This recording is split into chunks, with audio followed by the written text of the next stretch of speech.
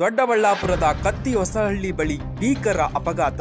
ದೊಡ್ಡಬಳ್ಳಾಪುರ ತಾಲೂಕಿನ ಕತ್ತಿಹೊಸಹಳ್ಳಿ ಬಳಿ ಸೋಮವಾರ ಬೆಳಿಗ್ಗೆ ಸಂಭವಿಸಿದ ಭೀಕರ ರಸ್ತೆ ಅಪಘಾತದಲ್ಲಿ ಒಬ್ಬರು ಮೃತಪಟ್ಟಿದ್ದಾರೆ. ಈ ಘಟನೆಯ ವಿಡಿಯೋ ಸಾಮಾಜಿಕ ಜಾಲತಾಣದಲ್ಲಿ ವೈರಲ್ ಆಗಿದೆ. ಅಪಘಾತದಲ್ಲಿ ಗಂಭೀರವಾಗಿ ಗಾಯಗೊಂಡಿದ್ದ ಮೊಹಮ್ಮದ್ ಚಿಕಿತ್ಸೆಗಾಗಿ ಖಾಸಗಿ ಆಸ್ಪತ್ರೆಗೆ ದಾಖಲಿಸಲಾಗಿದ್ದು, ಆದರೆ ಚಿಕಿತ್ಸೆ ಫಲಕಾರಿಯಾಗದೆ ಸಾವನ್ನಪ್ಪಿದ್ದಾರೆ.